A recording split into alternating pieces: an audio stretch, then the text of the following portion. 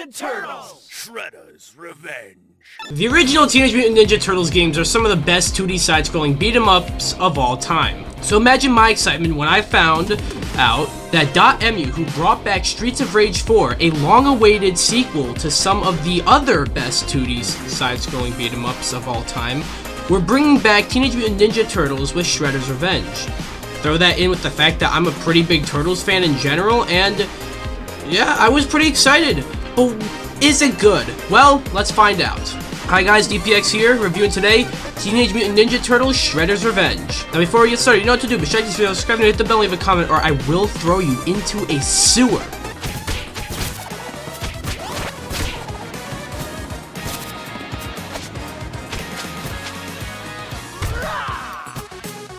First thing is first, usually my first segment will be core gameplay, and my second segment will be story and characters. But this time, I'd say the characters more align with the core gameplay, so yeah, that'll be the first segment. That being said, the gameplay for TMNT Shredder's Revenge is very reminiscent of the older TMNT games like Turtles in Time and the Hyperstone Heist. Those games slap, by the way, so that is absolutely a good thing. Shredder's Revenge really does feel like just a natural progression, having essentially the same gameplay but, you know, touched up to feel a bit more modern. And in addition to the 4 Turtles, as usual, you also get to play as April O'Neil, Splinter, and later on Casey Jones. All 3 characters, along with the 4 Turtles, are all very unique in many ways, but also feel somewhat similar, which is fine. And each of them have 3 major attributes: speed, power, and range. Some of them are stronger in range, some of them stronger in speed, some of them stronger in power, and others weaker in each of them. I also love how everyone feels perfectly balanced, so there is no one character you need to use, always. I did end up using Leonardo the most, because he ended up getting more 1-ups than anyone else, but everyone else is fun, and if it was up to me, I probably would have actually stuck with either Michelangelo, who's my favorite turtle, or Splinter. What about you? One small issue I have, and this is only when I played by myself, and that's that you can clearly tell that certain segments of the game were designed for multiplayer. What I mean is that there were certain segments, certain levels, where, and I mean no hyperbole, probably about 10 enemies that take a while to kill come at you at once. And it was clearly designed so that multiple people would have to fight them as opposed to just one person, so it made the game a little frustrating at times. But overall, the gameplay is very, very nice.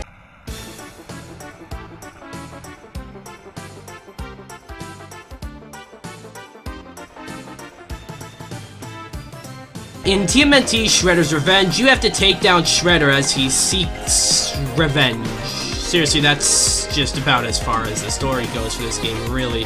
That's not a bad thing at all, as I didn't play this game for the story, and I'm sure many of you guys didn't either. The story does come in, like, text and, you know, art and shit, which is fine.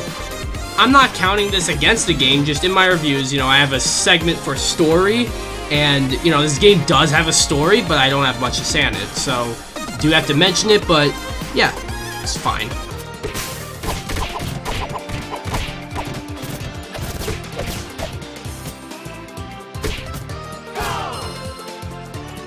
This is the other stuff segment, the segment where I touch on other things worth mentioning, but not much to say on. For one, the music slaps. All the TMNT games have banging soundtracks, and this one is no exception. I love the art style this game went with. This further proves what I said earlier about how this game just looks and feels like just the next installment after Turtles in Time and the Hyperstone Heist. I like Streets of Rage 4's more comic looking style, but the pixelated style this game went for is also nice, and I think suits this one very well. And while I'm an idiot and forgot to record the co-op gameplay, I did actually play this game with co-op, and it is the best way to play this game. This game supports up to 6 players, which is insane.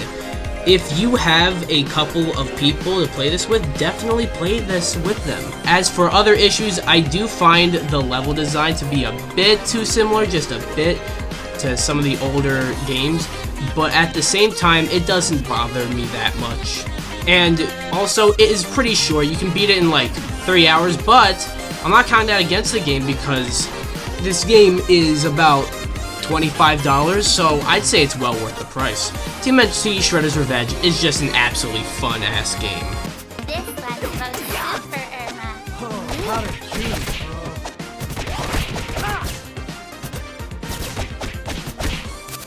Teenage Mutant Ninja Turtles Shredder's Revenge is a great return for TMNT and brings this IP back to its original roots when it comes to video games, of course that is. It is incredibly fun, both by yourself and especially with friends. At times, if you play by yourself, the game can get a bit frustrating as there are certain segments where the game was clearly designed for multiple people fighting them at once, but I digress. And overall, this game is just a blast.